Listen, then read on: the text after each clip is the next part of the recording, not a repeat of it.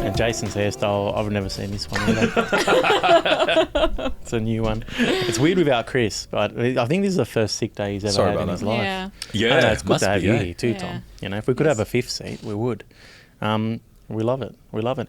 This is Property Now. Welcome back. It's Australia's favourite property show. Can we say that? No, 100%. we can't. Yes. Fastest We have growing. been. Fastest growing, Favourite. fastest growing on YouTube. That's actually Absolutely. true. That's actually true. That one, true. It's the podcast that is inspired by property conversations and inspiring your property conversation as well. We love having this little barbecue chat. Great episode last week. It was just me and Jace with our friend Dave over in WA. We've had some great feedback, which was amazing. And this week, we almost got the band back together, but Chris is off sick, so we've got a replacement.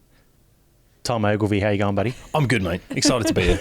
Long time listener, first time presenter. Don't pretend you I had that one lined up from when you called me in the car this morning to say you're going to be filling in. It's So, good.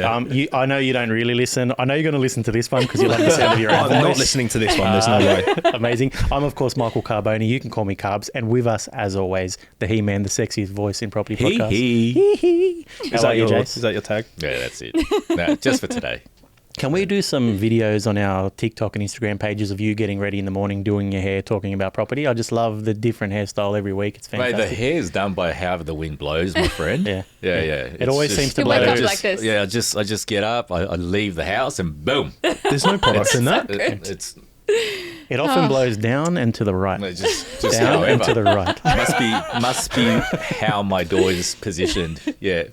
I'm glad we're laughing, Sav. It's Yes. Because this episode is going to be full of laughs. It's going to be an Oh. interesting one. How are you? Welcome back. Yeah. You enjoy the Yes. week off last week when it was just Jace and I? Oh, yes, yeah. This was good.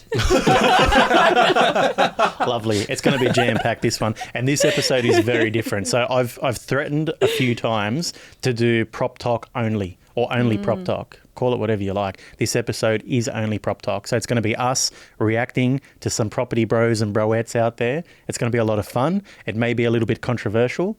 PJ, again, I've got to give a big round of applause to PJ, please. Can everyone please Oh, clap? absolutely.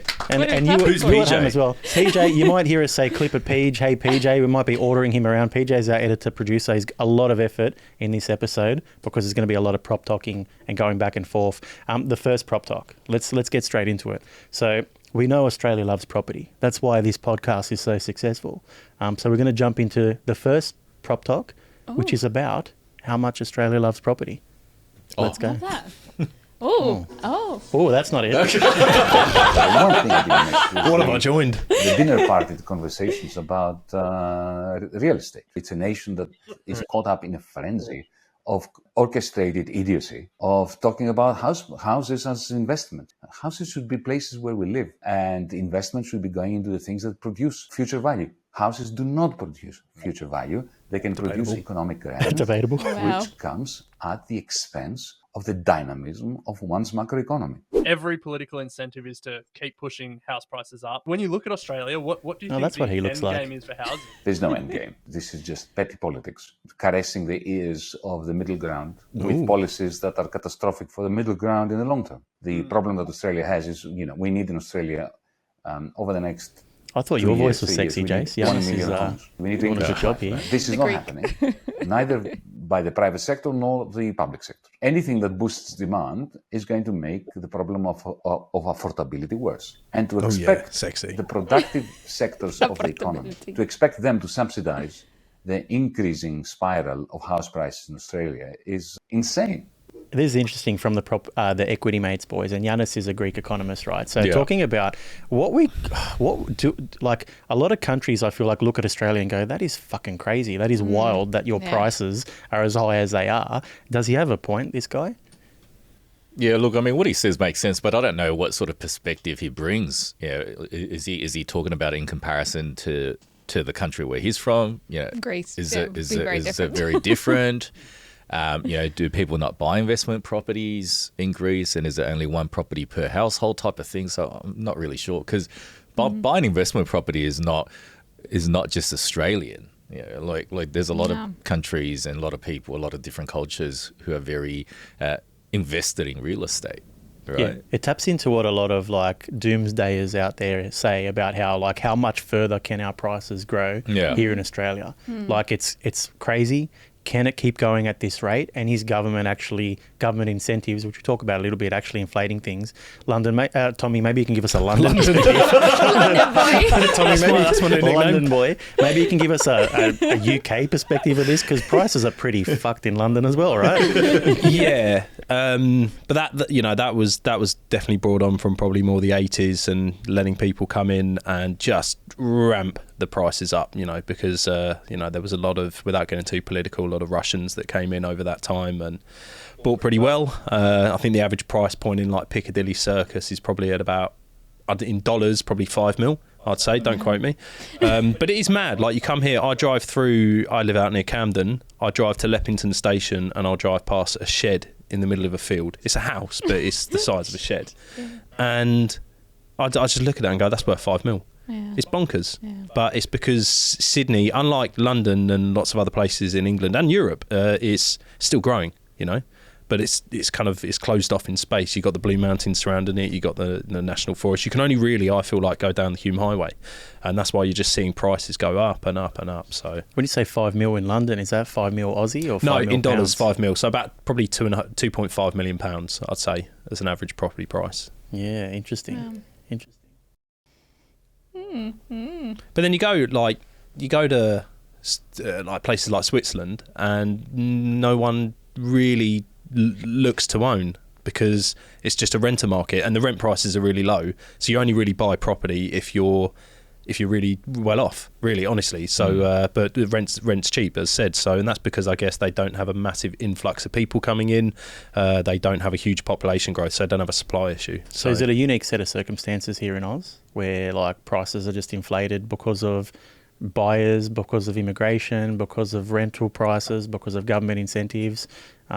Can a Greek economist really understand our market as well as we can? I don't know. I don't know. I feel like the situation in Greece is very different. Does he live in Greece? Yeah, well, he's a Greek economist and politician. Yeah. Okay, right. Yeah. Oh, okay, yeah, fair enough. Yeah. What would he know? What would he know? I wish you said that during the video. Who What is do I this know? guy? What do you know? What do we know? And let's move on to the next prop talk. Okay, so next one is something that we talk about a lot. So there's a lot of property bros and property spruikers and broettes out there on TikTok and Instagram who always talk about how many properties they own. I bought 10 properties in 5 minutes. My portfolio has 27 properties. Stop bragging about how many properties you own. Tell us. What do you want to tell us? Let's find out. Hey guys, some of the things that I see a lot of, especially across social media, is a lot of people bragging about how many properties they have. They're everywhere. And, how much money they're making and how much growth they're getting and all that sort of crap. Let me burst the bubble, okay? I look at the assets and liabilities positions of a lot of people every day, and I can tell you what works and what doesn't work. Every time you purchase a property, right, your borrowing capacity obviously diminishes significantly, right? So for all of these people who've got these multiple properties, and I'm talking about the guys who say they've got 10, they've got 20 properties, blah, blah, blah. What they're doing, right, a lot of the time is they're buying them under what's called a low doc loan, okay? Might need you to explain this in a sec. Yeah. Because there's no way that they would service with traditional banks, okay?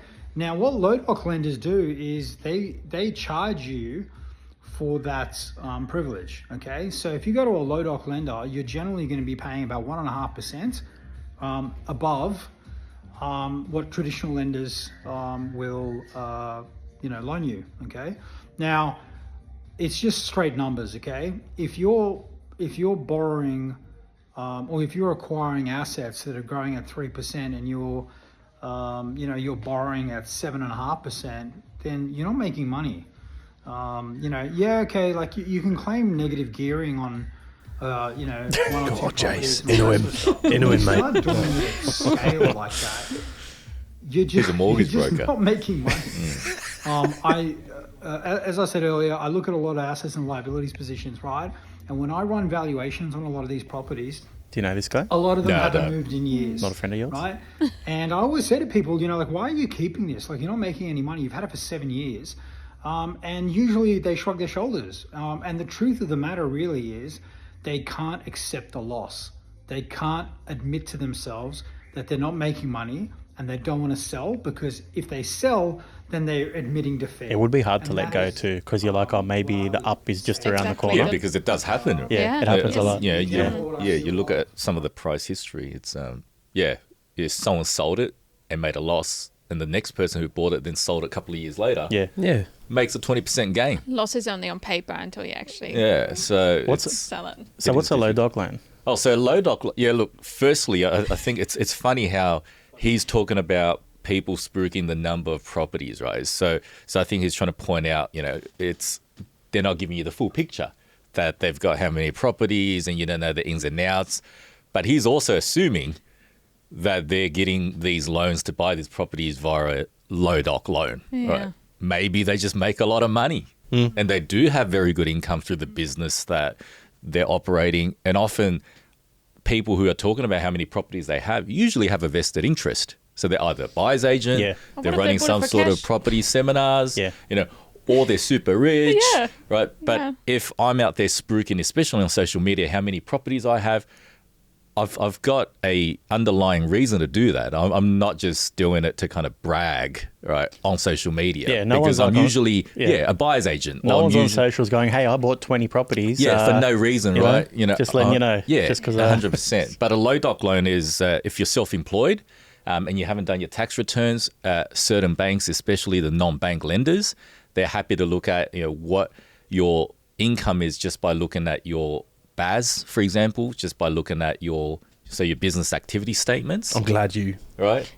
Yeah. Or, for Specify that. example, your bank accounts, how much money's come into your bank account. So it's not a proper full analysis of your tax return, which is typically what Sounds dodgy. self-employed customers need to provide if they need to get a loan at the major banks, because they need to look at how much income you've made reported on your tax return. Would the banks charge a higher interest Yeah. rate for that? Yeah, so they would. So the non-bank lenders would charge a higher rate because the information isn't as reliable, right? For example, you might be a builder and your turnover is, you've made $2 million worth of sales, for example. But through that, you're paying a lot of suppliers, right? Yeah. So it's not actually, $2 million of you selling a product. You're then taking the money from the customer who's paid to paid you to build the house, but then you're paying all these contractors. Oh, so it doesn't take any account into like business costs, profits. So they and- would, but they'll use some benchmarks. So, for example, this particular industry is a 30% profit margin. So they'll do. So it's like a business hem assessment type thing. Correct. So, Yeah. okay, so if you've done 2 million, 30% profit margin for your industry, you made 600 grand, right? And then the customer gets to self-declare to say, yeah, that's correct. I did make that amount of money. But yeah, the flip side to that is it's a high interest rate. There's certain restrictions to it. And it's not necessarily the case that everyone with 20 properties or 10 properties are using a low doc loan.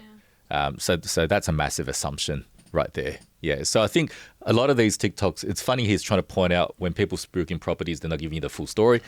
But Yeah, he's also he's making a an lot of lighter. assumptions. Yeah. You don't know the full story because, for example, I know clients who are property investors who have 10 properties or more, and they usually do have a business generating a lot of income to support them to continue to borrow and buy these properties, or they have a really high-paying job. Right? So it's not always they're just using non-bank lenders, they're doing low doc options, or they're going to get private money or whatever. That Often can they've happen. they've done it over time. Correct. Because Yeah. I've spoken to a few people who they start off with one really good first investment that gets really good gains on the property. Yeah. They then use that to then invest in further properties.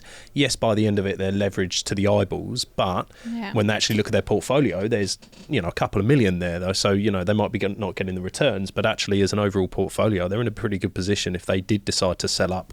But surely the further you go, the more properties you buy, the serviceability does get harder and harder each time. Like Yeah, it's it not does. so, Yeah, it does. you're not going to get like Yeah. the best interest rate on your fifth property. Correct. Because Correct. you've got all these other assets that are being paid off as well. So he might not be that far wrong. Your clients that have 10 properties plus, let's get them on the show next week. I think that'll be incredible to talk to them about that. They're not buyers They're not agents, buyers agents. so they may not want to publicly reveal themselves. Maybe we'll mask their Blacked voice. out. They can their voice they can would sit be in the like dark. this. We'll turn this I light didn't off. think yours could get lower until you behind that. I have Wow. 10 properties. Tell them we'll turn the light off. We'll dub them with Tom's English accent, Oh dear. and then that'll be fine. But look, I think this guy, Soren Financial guy, he's obviously calling out the spruikers, the buyers agents, because they're the ones that probably they're living off their cash flow plus their buyers agency or buyers advocacy or whatever, and they're the ones that are probably doing this. I don't think it's wrong for him to highlight this, because I do think when there's people looking at other people who've bought 10 properties, it's like, how did they do it? And you kind of start comparing your own situation with these people. So it's good that there's someone explaining how it could be done, and that it's not, it's, I think it's like any typical TikTok narrative. Like they're always going to push a really strong narrative because they know that, because that's going to get more views. So I feel like with these videos, there's always an element of truth. You just have to take it with a bit of a grain of salt. I'd love to see what the comments are. We'll check that another time. Paige, is there more on this video we should be watching, or should we jump to the next one? Let's jump to the next one. And this one is probably my favourite of the lot. It's Composite hitting the streets. Oh. We're actually doing a bit of a crossover, getting a little bit mean that's meta. us? Could be us. This podcast obviously brought to you by Composite, where 10K means you can buy a brand new property. We don't need to clip the ad in here, Paige. That was the ad. Let's watch the next prop talk. There's no chance of me probably ever owning a home. How old are you and how much do you have in savings? So I'm 28 and I have about probably $6,000 or $7,000 in savings at the moment. And what are you sort of saving up for? What's the goal? Nothing really, it's just to have a bit of money behind me because it's pretty tough when you don't. So do you Just think wants that about buying foundation. property? no, I'm single, so there is no chance of me probably ever owning a home until. You need that dual income, I think, unless you're making like 150, 160 grand a year, it's pretty hard to get a house. What would be the biggest challenge? Not so much the deposit, because that's just time. You can get a deposit over time, but it's just the constant repayments.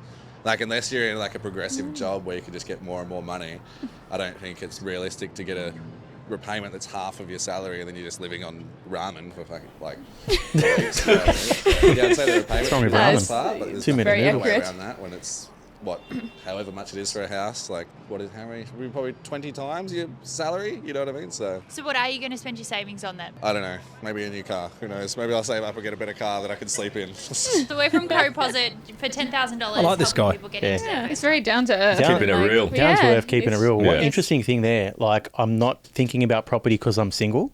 So I can't get property unless we have two incomes that can support pretty the real. repayments. Yeah. That's That is, pretty yeah. common, right? Yeah. Yeah, Do you very see real. many single people like getting mortgages? Like, Oh, definitely not for owner-occupier purposes. Yeah. Right. Yeah. So the singles buying a property is usually living at home with parents Yep. and buying an investment interstate. Yep. Yeah. And even then, the reason they buy interstate is because they can't borrow as much. So they're only looking at the 500, 600K purchase prices. Yeah. Yeah. So Yes. it's very hard. when you say interstate, you're obviously talking to a lot of people from Sydney.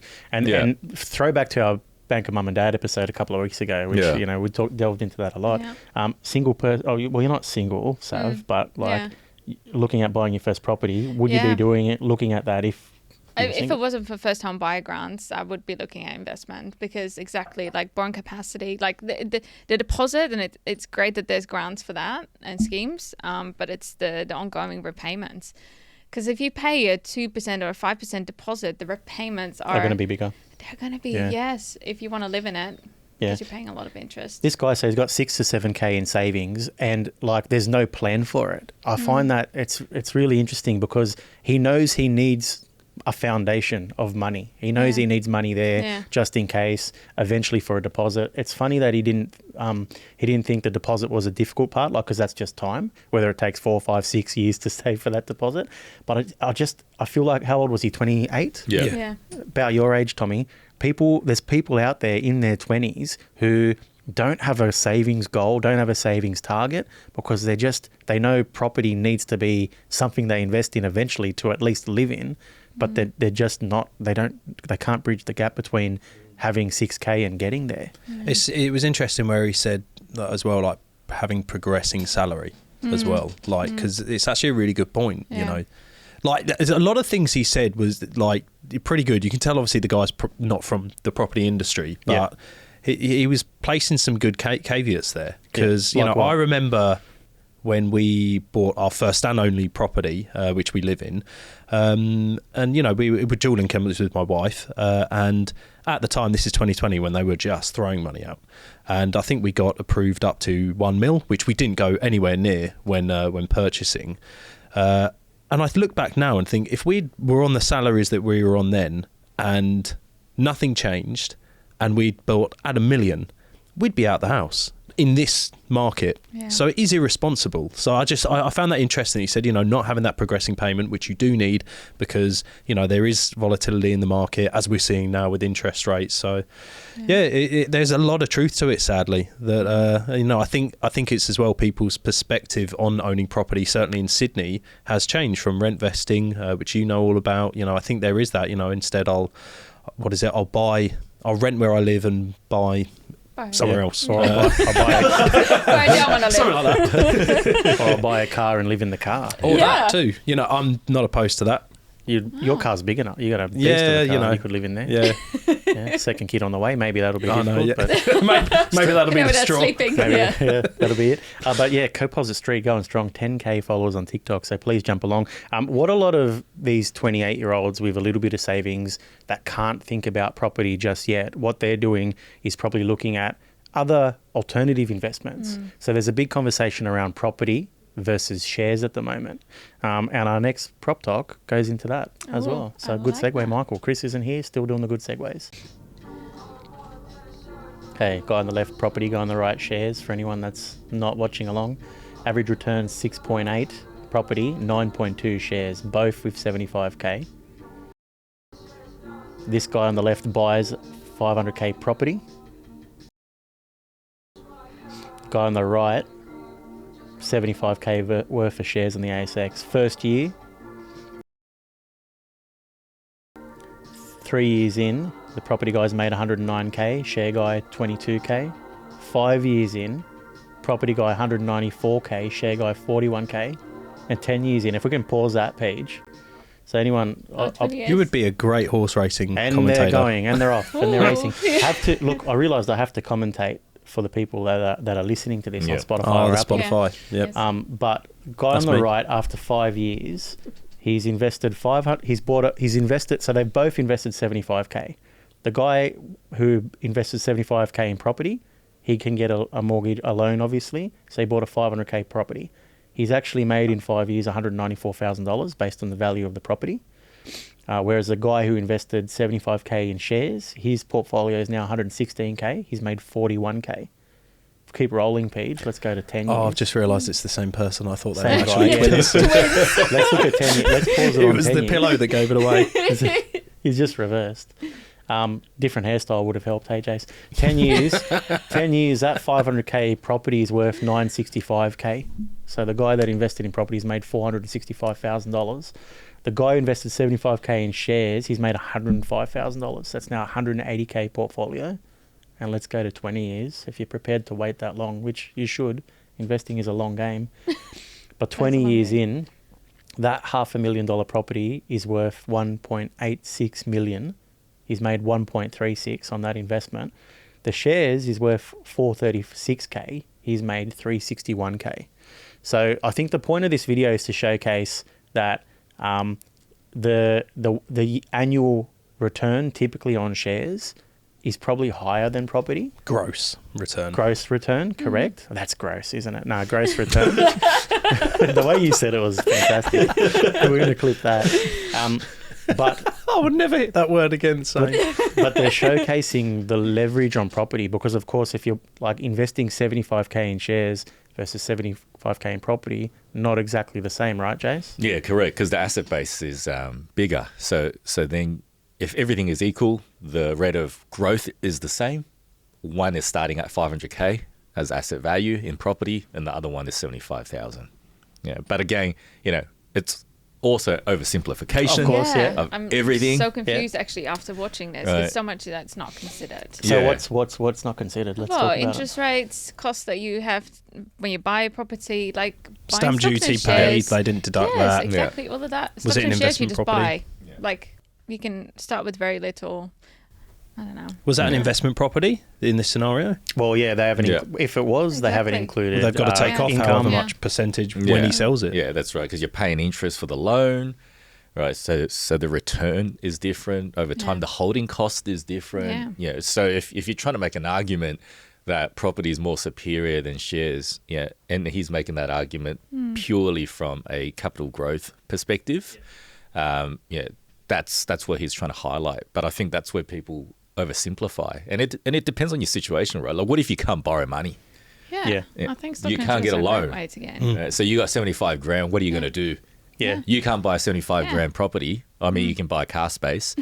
Right? Yeah, Buy a that's- car very and live in it, like valuable. the previous guy. Yes, Yes. right. That's where you're looking at buying shares. The other thing too is shares are easier to liquefy. Yeah. So Yeah, if that's I right. if I got $500,000 in shares Yeah. and I need $100,000 for a deposit on a house, for example, I can sell $100,000 worth of shares. And you There'll can be set some- your there'll be risk some- parameters as well Yeah. with shares, whereas you can't with property. You Yeah. paid stamp duty. There's been a huge cost of entry, and if the market goes down, if you're not owning it for 20 years, then there's bigger risks. I do feel in that regard. Actually, I don't know. I spoke to a financial advisor not too long ago, and But this we is were not talk- financial advice. Yeah, no, this was just my financial advice. But yeah, he was talking about starting with stocks and shares as a way to build up for the deposit, because you're getting more of a return generally on stocks and shares than you get in savings. So, what you're saying about liquefying it, you're able to take it out and then, look at property. So I don't know. I found that very confusing. Yeah, it's a good point. Like even if they're saying 9.8 Yeah. on shares, that's probably Is on that average. average? It's probably Yeah. on average. But Yeah. if you I've been wanted, getting more if back. you're buying ETFs, then it's like you're getting the average every Yeah. year. And if you want to save up for a deposit, could be a good way to do so. Yeah. It all comes back to buying a property, though, doesn't Yeah, it? no, We're true. investing. That's people, right. But that's what I think a lot of 20-something-year-olds are looking at. Yeah, can I invest in shares in a way that I'm going to be earning enough money to eventually build up Yeah, for a because deposit? it's a good way to start building wealth, I think, because you can start with so little. You Could can get start addictive investing. too if you're building Yeah. your portfolio. You're like, I don't really want to stop building this portfolio. Maybe I'll keep Exactly. renting, and it's another form of investing in a way. Yeah. Yeah, and sometimes I think the challenge is for people that are younger. Who do you go to have this conversation? Specifically regarding which option is better for your personal situation, because the cost of financial advice is quite high. So if you go see a financial planner or a financial advisor, it can cost you a few grand to actually get that To statement of implement it. advice. Yes, Because yeah. they have to take into account all the details, your goals, your risk profile. But then if you go on the internet or you watch TikTok, there is a lot of content, a lot of educational material, but all of that doesn't take into account your personal financial situation, what your goals are, whether you can borrow money, whether you should just invest in shares, when do you need the money, how important liquidity is for you. So true, So man. it is very Yeah. tough, I think, because...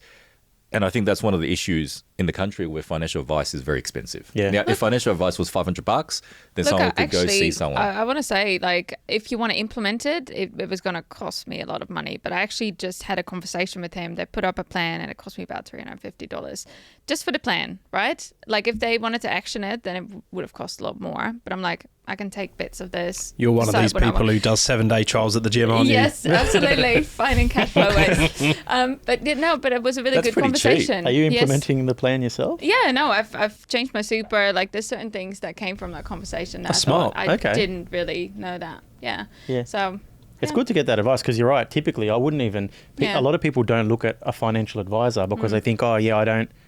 My portfolio is not big enough for a financial Yeah. advisor. Yeah, that's It's right. like by the time I get there, do I still need as soon as you've got some money that you can start saving and building wealth, I think it's a good thing to do. I wish I'd done it earlier. Yeah, okay. And sadly, I guess being a TikTok episode, that's the tough part as well. Yes. Is you've just got so many charlatans that are just pushing strong agendas and narratives so they get more views.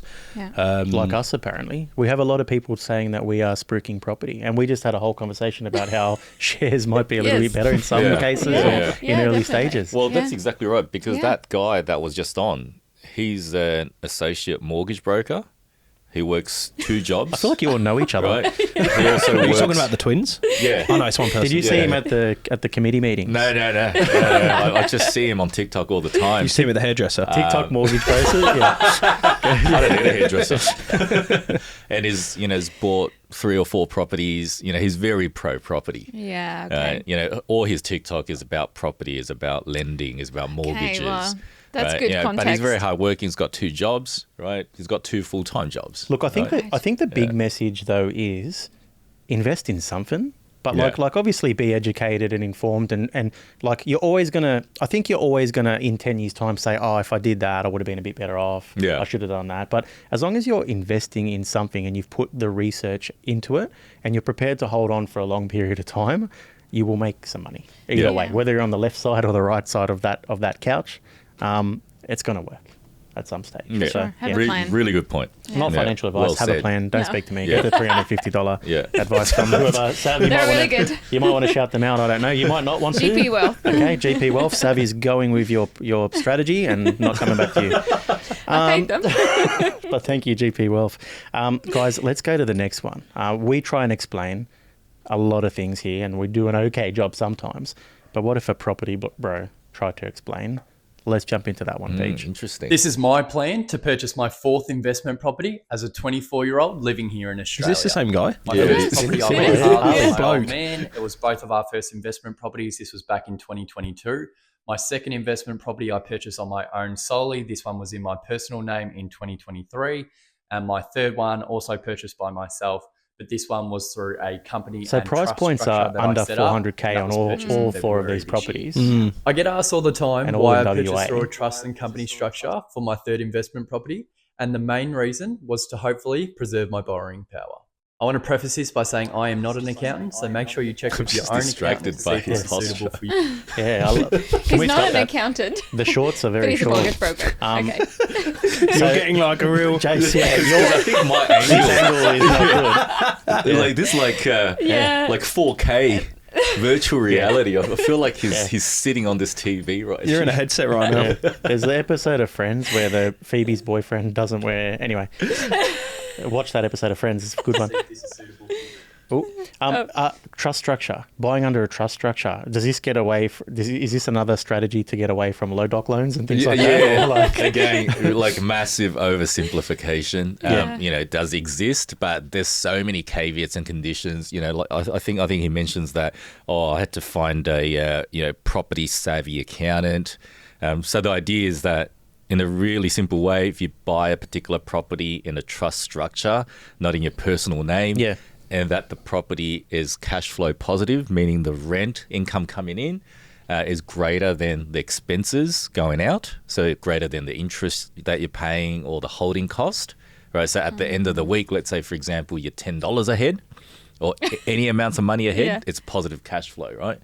So some banks have a policy that if you get a letter from the accountant confirming that the trust can sustain itself through the income it's generating via rent, Yep. and to cover the expenses it's paying out, then the bank will not include the loan in that particular trust related to that particular property in your serviceability calculations. But the serviceability is calculated based on the assets of the trust only, right? So it's not like the person that owns the trust or is head of it or whatever, people involved in the trust. Is that Yeah, right? so that's right. So it isolates. So in other words, let's say you've only got borrowing capacity for one more property left. Yep. So if you go do it in the trust, you can actually go buy another property because to the bank, you still got borrowing capacity for one property left. Right. Because they won't count the one in the trust because That's it's self-sustaining. Yeah. That's the idea. And good on this Harley guy. He's Yeah. get like 24, Yeah. 4 properties, I think he said. Yeah. First one with his dad, let's get in, let's see what it's all about. Obviously, his dad, it was his way of helping him Yeah. out as well. But then going into second one, going into one with a trust, always around that 400K mark in WA, obviously all investment properties, I assume, unless he's living in one of them potentially. But, you don't need to spend $1 million on every property. You don't have to buy in Sydney all the time. It's good to see the property bros like break it down a little bit more. I know you're saying it's simple, but he's actually like going into detail. This is what I paid. This is what it's worth. Let's keep it rolling and let's see what else he has to say. But the reason being is some lenders will actually disregard the debt if your property is positively geared. Now, my third property is currently negatively geared, but there are 3 factors I reckon will help make it positive within 12 months. First, there may be a rate decrease or Potentially. 2 by the end of this year or early next year. This will help lower my repayments. Probably next year. Second, if I bought in the right location, my property value will continue to increase, which means my LVR will lower and I may be able to refinance to another lender at a better rate. Number 3, if the rental growth continues in WA, which it should due to the lack of supply, I'll see another rental increase this time next year. If these 3 factors do occur and my property does become positively geared, then the lender will disregard the debt and I'll be able to purchase another property with my renewed borrowing power. I love how he's like going to, like, okay, how am I going to get the next one? Like it's good. And look, not everyone's going to be an investor. He's got a plan. A good strategy. He's got a plan. And I think he's keeping an eye on every knob and lever that he can pull, right? So if it's like rates go down, okay, my serviceability might be a bit better. Okay, I can increase rent. Okay, that's good. That means I'm going to be positively geared now. Like he's really like he knows his own financial health. He right on the pulse. I think that's incredible because a lot of people. At 24, I mean, 24 as well. well. But a lot of it's got to do with where he works. Yeah. Right? So where's he work? So he's an associate mortgage broker working in, I think, a niche mortgage broking firm or property investment company. Right. So that's all they do. Right. So if you imagine all they do at work is talk about investing in property, fair enough. structures, loans, mortgages. So you can't really compare yourself if you're 24 years old. Oh, how come I don't know as much as this guy? Yeah. Obviously he's done a lot of 39, hard I don't work know as learning much. this, but he's surrounded by this all the time and he's clearly got a passion for it. I got nothing against him, right? But just don't give him too much credit. Yeah, Right? please. Right. But that's the reality, right? That's the getting all reality these- that you have to be cognizant of that. I'm getting all these episode ideas. We'll get Harley on. It'll be Jason v. Harley, broker off, whoever broker off. Broker. Can I just say, it's like I've been watching Taylor Swift at the cinema, and now I'm just getting the live thing listening to you here. It's been amazing just to be sat across and get this. Can I just say, can you say cinema again? Cinema? Oh, How do you say it? cinema. How do we all say it? Go around the room. No, I'm just kidding. Who cares? It's just good to have another accent on the panel. I don't know if like a trust structure is important for everyone. Like it is a lot to get into. It is a lot to there is a lot of upkeep year to year as well. Like it's a very sophisticated structure. So you got to really it's got to be your goal to have like multiple properties, and then and you got to find the right property that's positively geared. Yeah. It's not as easy. Yeah. So would that work if you've paid off your property?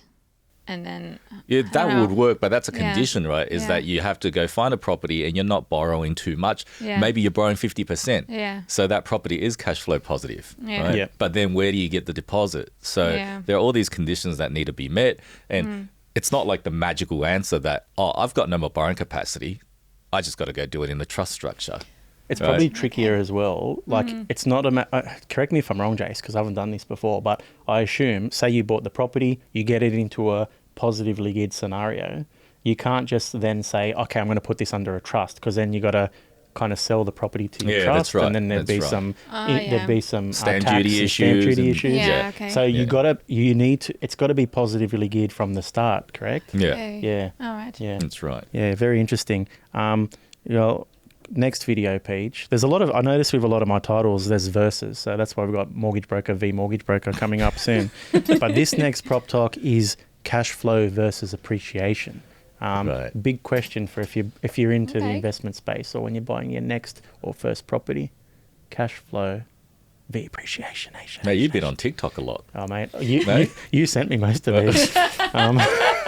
So you go into the bathroom. This thing I learned in real estate after 35 years of doing this real estate game. There's people out there that invest in property in an area where it has lower appreciation but higher cash flow. And then there's people who have good money. They invest in an area where there's lower cash flow but really good appreciation. And don't take this the wrong way when I say this. The people with money, they don't go and buy in the shitty neighborhood. People with money buy in good area. You know why? They want the appreciation. They want the write-off. They want the net worth. They don't care too much about cash flow. It's the people with no money, they trying to get the cash flow and they invest in really area that don't give a lot of appreciation. They don't care. They just try to get. I hate when it's like definitive. Like you don't want cash flow. You want only appreciation. Like to me that's too definitive. I think you want to probably chase both. You probably want to try and find a balance. Shitty neighborhood. Ideally, you get some. Ideally, we're not buying in shitty neighborhoods. So let's define that. According to him. Yeah. When he talks about cash flow, though, is he talking about like the gearing of it, and if you're going to lose money on it per month, or I think it would be positive, negative. Yeah. It all depends on your circumstance. Some people will be in a position where they want to be negatively geared, obviously, because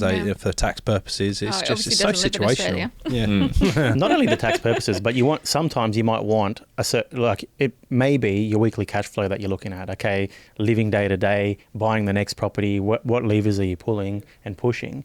So if you can sit there and wait for the appreciation, that's great. But you'd want a rental return. You want a decent rental return as well. That's and right. A good yield. But if you can find both, I think that's the perfect world. Surely. But I think if you were an investor with a few properties, which I'm not, caveat, but you probably want to have some properties that appreciate and some properties that have a high yield as well, so that you can buy the next one or manage your lifestyle. Yeah, so that's exactly right, and that's where sometimes investors go into residential properties and then they move on to commercial, because commercial typically has a higher rate of return, better cash flow. So for a $700,000 commercial property, you may be able to get $65,000, $70,000 in rent, right?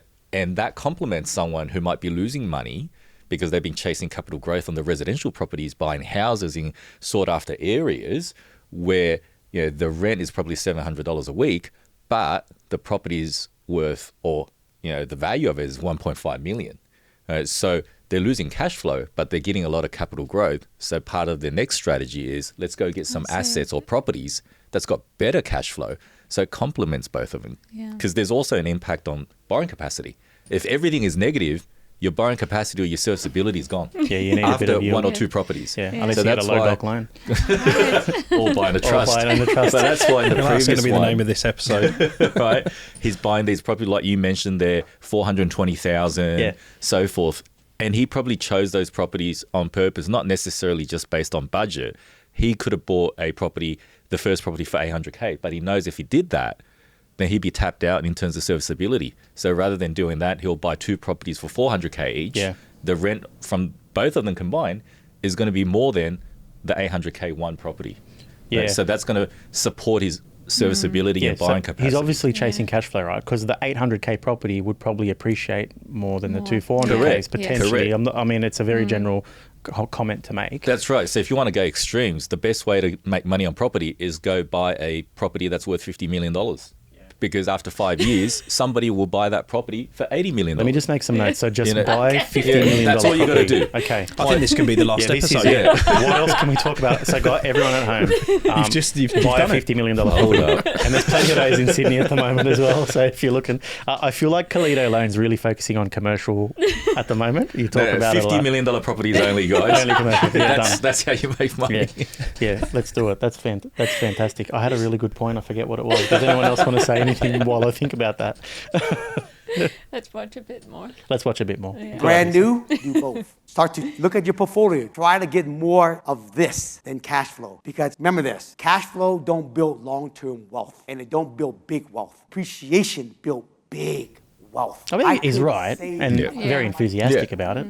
Big wealth. Like not just million. big wealth. Yeah, the way you say it. Big. Ooh, this is the episode. Let's get you in a hoodie. His career. I couldn't save enough of my millions that I made every year to have $100 million.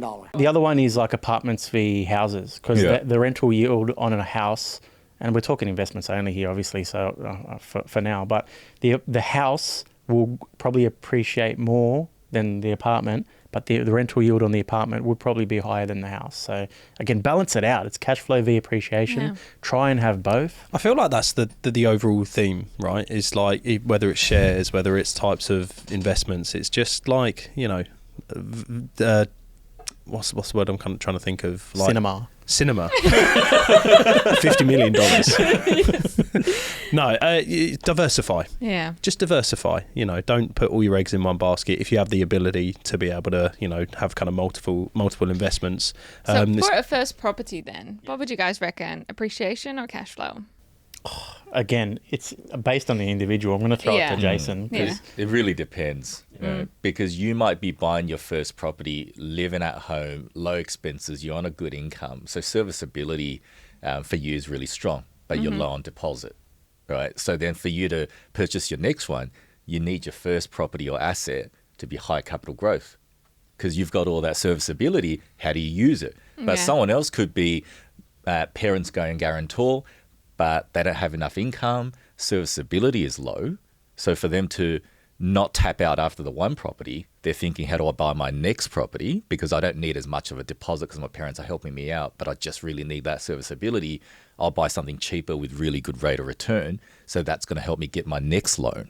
Right. So circumstances. It really depends. Really depends on your goal. We always say it all the time. So option A, option B.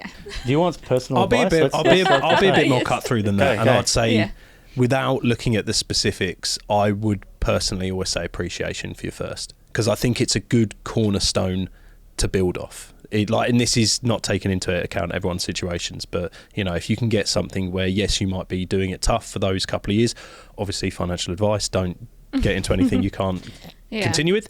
But I feel like something that can get appreciation to really give you a platform to then build further off. If you've got time on your side, I feel like appreciation probably will work better over the long term. But again, it's the timing as well, right? So if you're buying right now, you in certain areas, you may not see a lot of appreciation for the next 12 to 24 months, depending on what interest rates do, et cetera, et cetera. Yeah. But if you bought, say, 3 or 4 years ago, you would have seen you just hit the top, like you're just hitting that point where it just skyrocketed.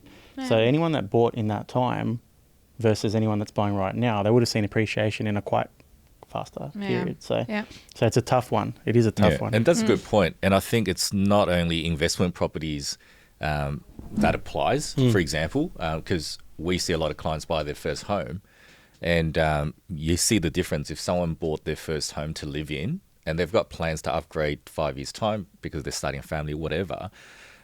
If they bought right and they got a lot of appreciation capital growth, it really enables them to buy their forever home next, because when they sell it, they get a lot more profit. Or if they don't sell it, they can use a lot more of the equity to buy the next property versus someone else whose property didn't really go up in value. Yeah. It really limits their ability to buy that second property. But you raise a good point. Again, the goal. If you're buying your first home to move into and you want to work your way up the ladder, so you're selling, buying something a bit bigger, sell it, like whatever, then it's appreciation that you're looking for. Correct. If you're buying an investment, it may be different. Okay. So what are you buying? You're buying something to live in. I would say so. Appreciation. Yeah. Personal advice for you, Sav. Yep. $500. But the best time to buy, as they always say, was probably in 1984. So the next video is actually, that was before I was born. Well, Me too. What year were you born, Jace? 1984? I don't know. Oh, okay, whatever. Good answer. Never read your birth I certificate. don't have a birth certificate when I got here. This next video is 1984 versus today. I might need to do some racing commentary Good as well. segue. Is that Chris in the feed? Yeah, here we go. Boomers had 13% interest rates in the 80s. We should be grateful that our interest rate's only 7.5%. He's We got to American, run the numbers because in obviously. 1980, the median household income was $22,000. The median house price was only $47,000. The house price was just double the salary. And if you put down a 20% down payment and closing costs, it was only $11,000, which is half the yearly salary. So yes, you had a 13% interest rate, but because the house price was so small, your monthly payment with property taxes and homeowner insurance was only $485 a month, which is only 26% of your gross income. But fast forward to today in 2024, the median household income is $85,000, but the median house price is $415,000. It is 5x the salary. And a 20% down payment and closing cost is $100,000, which is more than our actual yearly salary. Now, our interest rate is only 7.5%, but the monthly payment is still $3,000. Someone making 85 grand cannot even qualify for this. If they were somehow able to, it would take 40% of their gross income. Let's pause it, Peach. Obviously, look, the numbers are very different between Australia and the US as well, but the idea is the same. So you hear a lot of boomers, you hear the generational debate, but we paid 13% interest. When you actually break it down like this, still had it a bit easier, right? Yeah. For sure. But at the end of the day, it's like, so what? Who wins the argument, right? Yeah. Like, I feel like there's boomers always win the that argument. boomer versus, but so what? Yeah. And does that Exactly. help me get my property sooner? Yeah. Does that reduce the house prices? It doesn't do anything, right? Yeah, I don't have much to say on it because, like, it was a lot easier back then. I think that's just it's just a fact because of the way the economy globally is geared, is that property prices will just continue to rise. Like he's not So wrong. basically, income hasn't gone up as much. You just have to watch an episode of That's right. Composite Street Yes. to see our 70-year-olds that we're talking to, and they purchase. I mean, it is the similar price points, you know. Exactly. Yeah. So another episode idea for maybe next week. We'll bring Tommy back. We'll do Tommy v Boomer, and they'll just have a debate as to Battle for the who ages. had it easier. Yes. Yeah. We'll have a bit of avocado on toast for everyone. We'll do a little breakfast. It'll be fantastic. We've got one more today. It's another versus. So this is the final one. And I do encourage anyone that's stuck around for this long in the episode, if you're enjoying the Prop Talks, share your Prop Talks with us. Follow us on Instagram. Follow us on TikTok as well, propertynow_co. And share your Prop Talks with us, and we'll do more episodes like this. We do a Prop Talk every week. But this one is USA versus Australia. Ooh. This one may need some commentary as well for those listening rather than watching. So property in Texas for $385,000. It's 4-bedroom, 2.5 bathrooms, and 2-car garage. Beautiful property. Yes. Big parcel of land here in McAllen, Texas. And she's happy. The girl, Naramain.Denon, whatever her name is, I don't know, I can't pronounce it. Very happy about this. Yes. You just need to zoom out like 2 more times, and there'll be some sewage plant next to it or something. Like, let's be honest. Like, Or nuclear reactor. yeah, it's another case of not enough There's a context. little power plant. Next to that, comparing it to Sydney. Meanwhile, in Sydney, $1.2 million for this house, probably in like It's falling apart. Minto or St Mary's or something like that. Falling apart. Knockdown rebuild. Blacktown, $880K. What? Yeah, that's not bad. $1 million in Sydney. That's actually pretty good. Not bad. I'll buy Jason's that. on REA. Jason, hey, where can I buy this? Yes. What else is in Sydney? Let's keep it. 1.6 in Sydney. But I think it's like, we get it. It's a fun thing to show, like, oh my God, a property in Vaucluse that's falling apart and it's worth $3 million. It's like, no, the land's worth $3 Hold on, million. $3 million in Vaucluse. Exactly. Maybe more. But it's the land. Yeah. It's just as simple as that. Like, that's why I made the comment in Texas. I don't know, that could Where be the in the hell arse that end of is, nowhere. exactly. And in the middle of 2 nowhere. hours away from a shopping centre. Like, yes, it's a nice house, You can do but that in Sydney, exactly. it's land, They're right? comparing Yes. one property to multiple other properties Yeah. in Sydney. Like you could also find a house in country New South Wales for about the same price. Exactly. Bigger block, dare I say. Get Look some up- chickens, couple of cows. Look up properties in Cairns. You can buy like a 4-bedroom house for like Yeah. $800,000, which compared to Sydney, but it's in They the should have done forest New street. It's a York nice part, versus but Sydney. Well, that's the thing. This is what I want to say. Yeah, New York yeah. versus Sydney. Yes, Then LA versus then we're Sydney. going to see. Let's not. And also, but those the prices are American dollars versus Australian dollars as well. Still cheaper to buy that Texan home. Yeah. Yeah, okay. But if you Let's compare move to it, Texas. let's compare. Let's Yeah. compare apples with apples. You want to compare Sydney to New York. Yes. Let's see what the exactly. prices are there. So Yeah. whatever your name is, I forgot the name. Challenge to you. Yeah. Let's compare some real apples with apples. Maybe we should do it. And Yes. let's all move to Texas. Actually, Yeah, I'll change- exactly. You Why know not? what? You're fine. I'm Let's I all all like move the to done. size of that garage. It's pretty cool. Two I could cars, fit a lot of toys in there. 2.5 bathrooms. What does that mean? It's like, when you watch Breaking Bad. It's Like, a have you guys seen separate Breaking bathroom. Bad? Yeah, it's like New Mexico, Yeah, isn't yeah. it? Yeah. Yes. And then you look around the city, you're like, man, it's like a desert, right? Yeah. But then, like, people got these massive houses, single-story houses, but they pan around the back, and you're like, wow, there's like Nothing. here. Like, it's so. Yeah.